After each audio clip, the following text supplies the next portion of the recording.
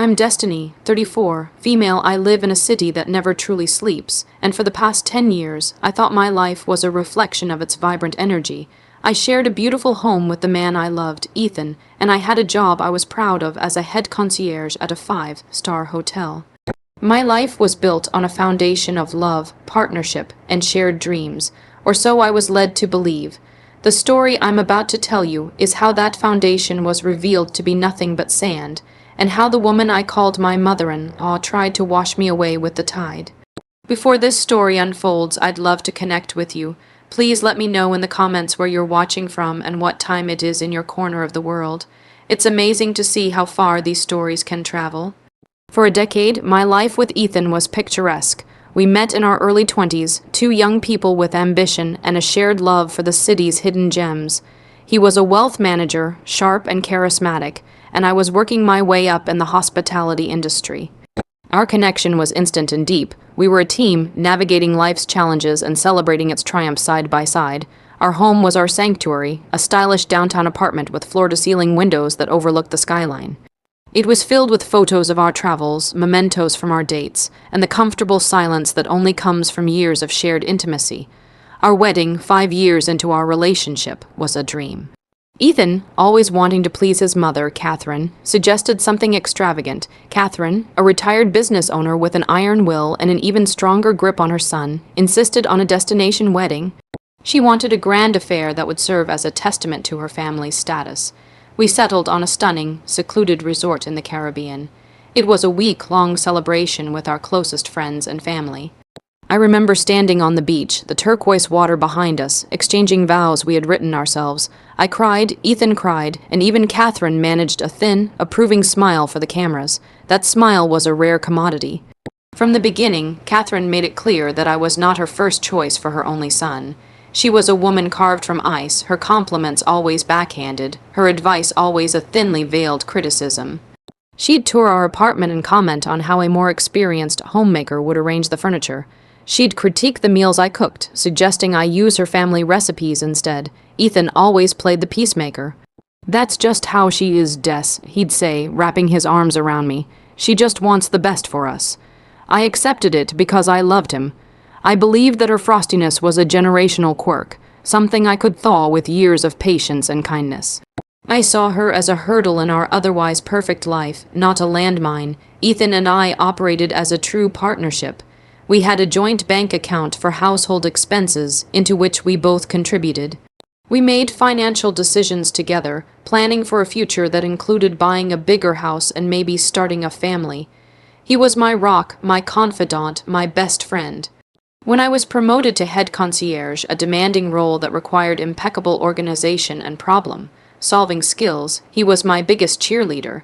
He'd listen for hours as I recounted stories of dealing with difficult guests or pulling off last-minute miracles. In return, I supported his career, celebrating his successes and offering a safe space when the pressures of his job mounted. I truly believed we had it all: the love, the stability, the shared vision of our future. Looking back, the red flags were there, but they were disguised as quirks. Catherine's insistence on managing the legal details of our destination wedding, claiming it was too complicated for us to handle. Ethan's habit of deferring to his mother on all major financial decisions, even when it contradicted our own discussions. At the time, I saw it as a son's devotion. I was a fool. I saw a family dynamic, not a conspiracy. I mistook control for care and manipulation for love. The foundation I had built my entire adult life upon was meticulously crafted from the most intricate and devastating lies, and I never suspected a thing. The collapse began not with a bang, but with a text message. "Hey love, Mom needs me to fly out for a few days. An urgent family financial matter with one of her old properties. I'll call you when I land. Love you." It was abrupt, but not entirely out of the ordinary. Catherine often manufactured emergencies that required Ethan's immediate attention. I texted back, "Okay, be safe, love you more," and went about my day. My job kept me busy, and I was used to Ethan traveling for work. A few days apart was routine, but this time was different. His promised call never came. My follow-up text that evening, asking if he'd landed safely, was met with silence. I checked the airline's website and saw the flight had arrived on time. A knot of anxiety began to form in my stomach. Ethan was a creature of habit. He always called. I tried calling his phone, but it went straight to voicemail. I told myself there were a dozen logical explanations. His phone died, the meeting ran late, he was exhausted and fell asleep. The next day, the silence stretched, loud and oppressive. My texts went undelivered, my calls went unanswered. The logical explanations began to wear thin, replaced by a growing sense of dread. This wasn't like him. Even on the busiest of trips, he'd find a second to send a quick thinking of you a message. I called his office, but his assistant said he was on an indefinite personal leave. Indefinite, that word sent a chill down my spine. Panic began to set in. I called my sister, Chloe, my voice trembling. Something's wrong with Ethan. I told her, I can't reach him. Chloe, ever the practical journalist, tried to calm me down. Maybe he lost his phone, Des. Have you tried calling his mom? Of course. Catherine, my hands shook as I dialed her number. She answered on the second ring, her voice as crisp and cold as ever. Catherine, it's Destiny. I'm sorry to bother you, but I can't get a hold of Ethan. Is he with you? Is everything okay? There was a slight pause. Ethan is fine, she said, her tone clipped and dismissive. He's handling some very important business. He's busy. But he hasn't answered any of my calls or texts for over a day. I pressed, my voice rising with desperation. I'm really worried. Can you please just ask him to call me? Destiny. She sighed, the sound dripping with condescension. Ethan is a grown man. He doesn't need to check in with you every 5 minutes. I'm sure he'll be in touch when he has a moment. Now I have to go. And she hung up. Her curt dismissal did nothing to soothe my fears, it amplified them. It wasn't just dismissive, it was strange. There was no concern in her voice, no shared worry for her son. It was a verbal stonewall. For the next 3 days, I lived in a state of suspended terror. Every buzz of my phone made my heart leap, only to crash back down when it wasn't him. I barely ate. I barely slept. I went to work on autopilot, my concierge smile a fragile mask hiding the turmoil inside. My colleagues noticed my distress, offering kind words and covering for me when my focus wavered. I drove by Catherine's sprawling suburban home, but the gates were closed and there was no sign of Ethan's car. I contacted a few of our mutual friends, but no one had heard from him. They all assumed he was on a business trip. It was as if he had simply vanished from our life, and the only person who knew where he was refused to tell me.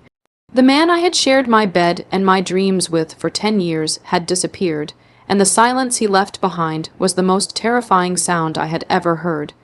The worry was slowly curdling into something else, a deep, gut-wrenching suspicion that this was more than a family emergency. This was a deliberate disappearance. After a week of agonizing silence, I couldn't take it anymore. My worry had morphed into a raw, desperate anger. I was done waiting by the phone. I was done being dismissed by Catherine. I needed answers, and I was going to get them.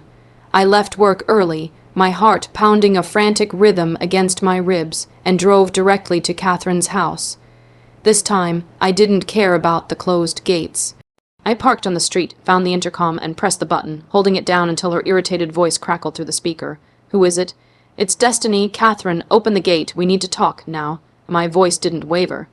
I had found a reserve of strength born from pure desperation. For a moment, there was silence. I imagined her debating whether to ignore me. Then, with a reluctant buzz, the heavy iron gates swung inward. I drove up the long, winding driveway to the imposing brick house and walked to the front door, which she opened before I could even ring the bell. She stood there, perfectly coiffed and dressed in an expensive silk blouse, her expression one of utter annoyance.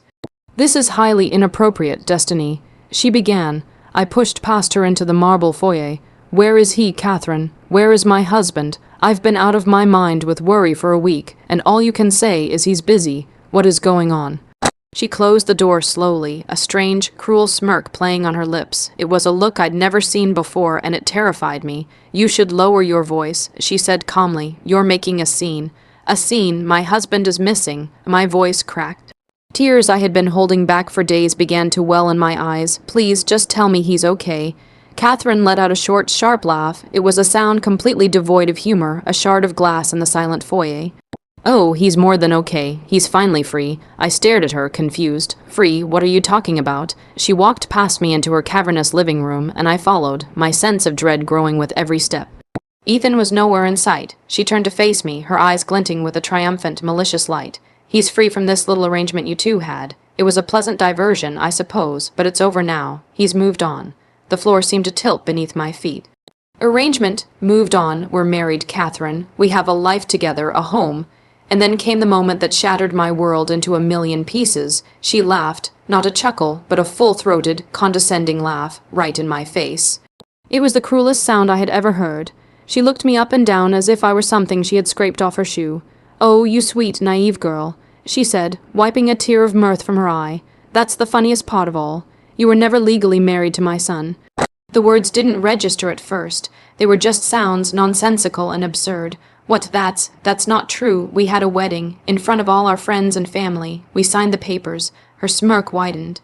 "You had a lovely party on a beach. You signed a pretty piece of paper I had printed, but a marriage certificate, one that was actually filed with a government office, that never happened. As far as the law is concerned, you are, and have always been, nothing more than his girlfriend, a roommate." If you will. I couldn't breathe. The air in the room felt thick and heavy, suffocating me. I gripped the back of a chair to keep from collapsing. "No," I whispered. "Ethan wouldn't. He wouldn't do that to me." "My son does what's best for his future," she said coldly.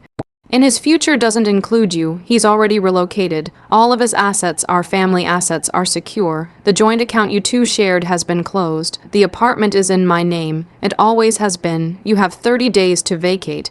Every word was a physical blow. 10 years of my life, the vows, the shared dreams, the love I thought was the bedrock of my existence. It was all a lie, a long, elaborate, cruel joke orchestrated by this monster and the man I had trusted with my entire heart. My husband wasn't just missing, he didn't exist. He had been a phantom, a character in a play directed by his mother. I stood there, mute with shock and horror, as the woman in front of me reveled in her victory.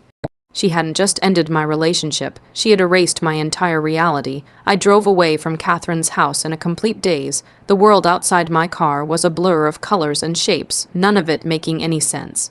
My mind was a vortex of disbelief and a pain so profound it felt like a physical wound.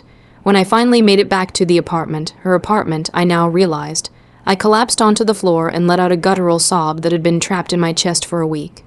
The life I knew was gone. I was not a wife. I was a tenant with an eviction notice. My first coherent thought was to call Chloe. She answered immediately, her voice laced with concern. Through choked sobs, I relayed Catherine's horrifying words. She said it was never real, Chloe. She said we were never legally married. Unlike me, Chloe didn't dissolve. Her journalistic instincts kicked in, her voice becoming sharp and focused. "Okay, Destiny, breathe. We don't take her word for it. We verify. Where are your wedding documents, your marriage certificate?" Numbly, I stumbled to the small office where we kept our important files. I tore through the filing cabinet, my hands shaking. I found the folder labeled Wedding, but inside there was only the resort brochure, receipts for the caterer, and a copy of our vows. The decorative certificate we signed on the beach was there, but the official government-issued license, the one that truly mattered, was missing. I had a vague memory of Catherine saying she would handle the filing, to save us the hassle. At the time, it seemed helpful. Now it was sinister. "It's not here." I whispered into the phone. "Chloe, it's not here." "Okay, that doesn't mean it doesn't exist," she said, her voice a lifeline of calm in my storm. "It just means we have to find it. I'll start digging. You need to do something for me. Go to the bank first thing in the morning. Check the status of that joint account." The next morning, I walked into our bank feeling like a ghost. The friendly teller who had known us for years gave me a sympathetic look as she typed in my details. Her expression shifted to one of confusion, then pity. "I'm so sorry, MS Morgan," she said, carefully avoiding the married name I had used for 5 years. "This account was closed 3 days ago. The funds were transferred out by the other primary account holder, Mr. Ethan Vance. It was true. Every penny we had saved together for our future was gone. My half was gone." Catherine hadn't been bluffing. Chloe, meanwhile, was working her own angles. As a journalist, she knew how to find information that was meant to stay hidden. She started with the resort in the Caribbean. After being stonewalled by the front desk, she used her press credentials to get through to the events manager who had overseen our wedding week. The manager, a kind woman named Sophia, remembered our wedding vividly. When Chloe asked about the marriage license, Sophia's tone changed. That was a strange situation. Sophia recalled over the phone, with Chloe putting her on speaker for me to hear. The groom's mother handled everything. She insisted on bringing her own officiant and handling all the paperwork herself. She told us it was to accommodate a specific religious custom. We just facilitated the religious custom. We just facilitated the venue. We have no record of any official license being processed through our local registrar's office, which is the standard procedure. An efficient they brought themselves. The pieces were clicking into place, each one more sickening than the last. Chloe kept digging. She searched for the efficient's name from our wedding program, a Dr. Alastair Finch. Her search came up empty. There was no registered efficient by that name in the region, or anywhere else for that matter. He was a ghost. The final damning piece of evidence came from my own memory. Prompted by Chloe, I scoured my old emails, searching for anything related to the wedding preparations.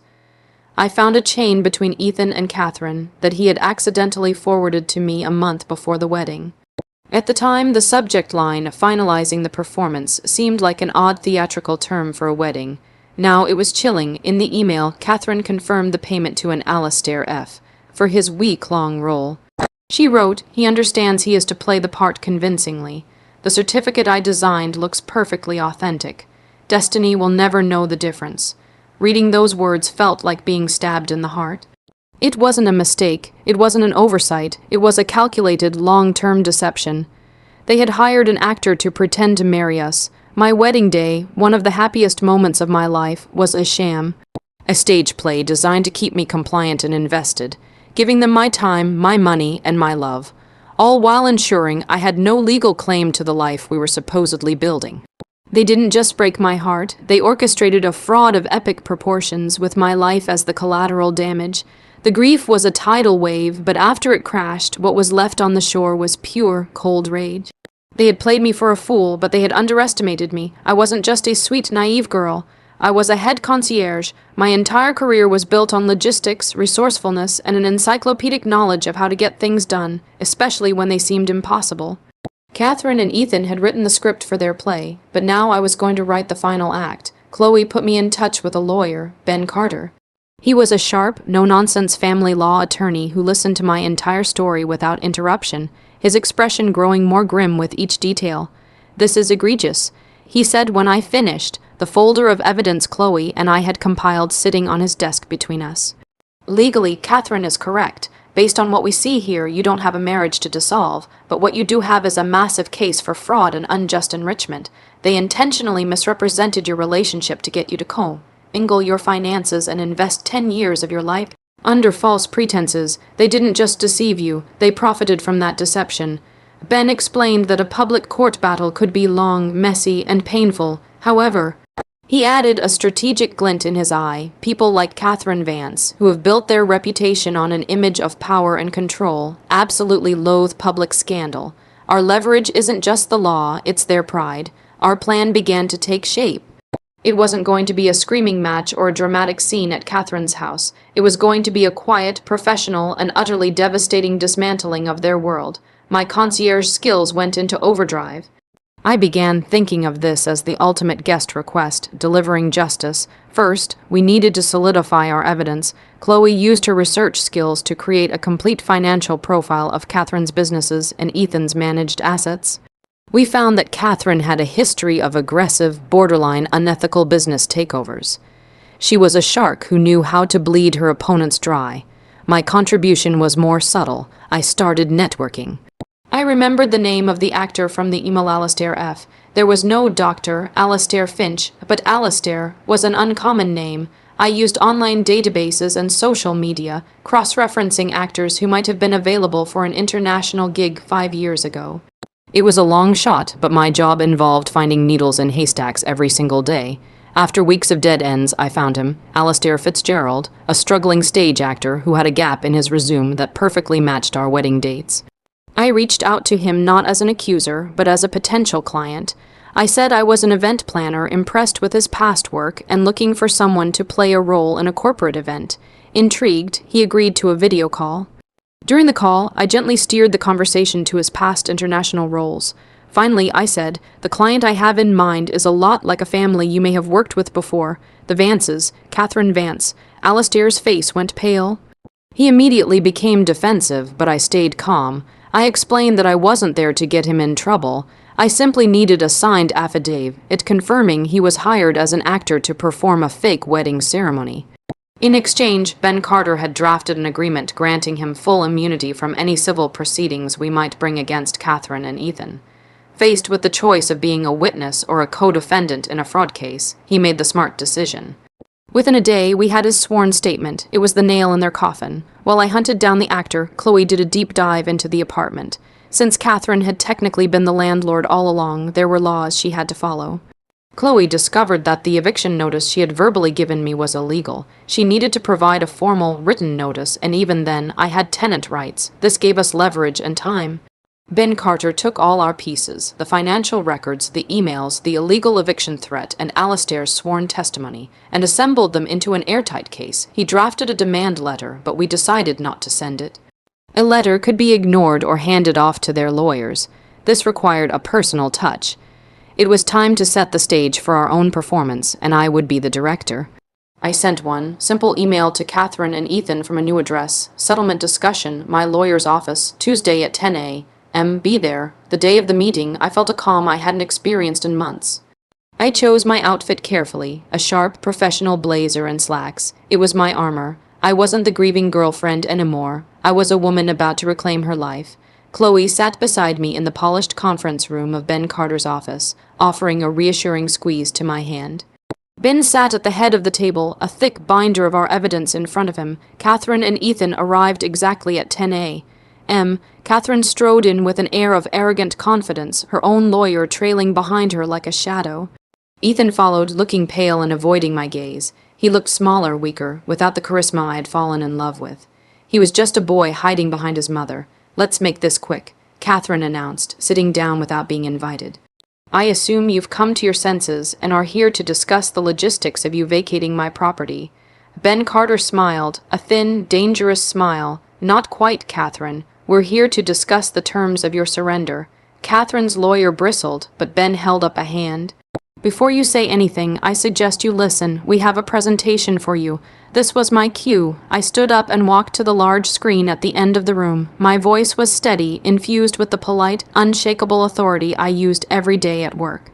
For 10 years, I was under the impression that I was part of your family. I began, my eyes locked on Catherine's. I invested my time, my emotions, and a significant portion of my income into a life I was led to believe was real. You both orchestrated an elaborate deception to secure those investments without any of the legal commitments of marriage. Today, we are going to review the details of that fraud. For the next hour, I presented our case as if I were briefing a VIP on their itinerary. I started with the emails, displaying the message about finalizing the performance on the screen for them all to see. Ethan flinched, finally looking up at me with a flicker of shame in his eyes. I moved on to the financial statements, showing my direct deposits into the joint account and the subsequent transfer of the entire balance by Ethan into an account solely in his and his mother's names. I presented the illegal eviction attempt and the corresponding tenant laws Catherine had broken. The grand finale was Alastair Fitzgerald. I played a video clip from our call, where he admitted on camera to being hired as an actor. Then Ben slid a copy of Alastair's signed and notarized affidavit across the table. He is prepared to testify in court, of course, Ben said casually. Catherine's face, for the first time, lost its composure. The color drained from it, replaced by a mask of fury and disbelief. Her lawyer looked stunned, frantically whispering to her. She waved him off, her eyes still fixed on me. She had been so certain of her victory, so sure of my helplessness, that she never imagined I could fight back this effectively. This is what is going to happen, Ben said, his voice dropping to a serious, non-negotiable tone. You are going to agree to a settlement. You will pay Destiny a sum that represents her financial contributions over the last decade, with damages for the emotional distress and fraud. The amount is non-negotiable. He named a figure that made Ethan gasp and Catherine's eyes widen in fury. Furthermore, Ben continued, Destiny has prepared a list of 12 of your most influential family friends and business associates. You, Catherine, and you, Ethan, will meet with them, with Destiny present, and you will tell them the truth. You will admit that you staged a fake wedding and lied to everyone for 5 years. Absolutely not. Catherine slammed her hand on the table. I will not be humiliated. It's either private humiliation or a very public criminal investigation for fraud. Ben countered smoothly. Wire fraud is a federal offense. I imagine the press would have a field day with the story of a prominent businesswoman who hired an actor to trick her son's girlfriend. Your reputation would be destroyed. Your assets would be frozen during the investigation. You would lose everything. This is your only way out. The room was silent. Ethan looked at his mother, his face pleading. He knew they were trapped. Catherine stared at the evidence, at her lawyer, who gave her a slight, almost imperceptible nod, confirming that their position was hopeless.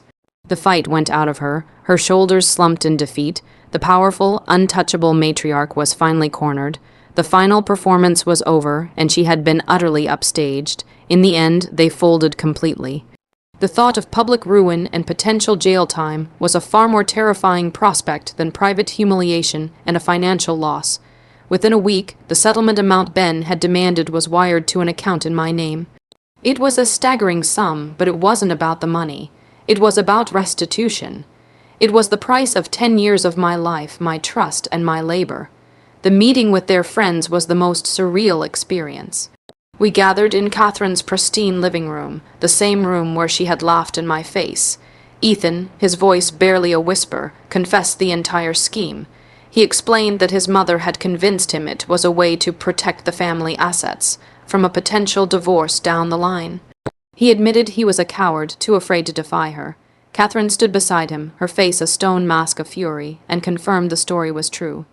She didn't apologize, but her forced admission in front of the people whose respect she craved was a punishment far greater than any apology.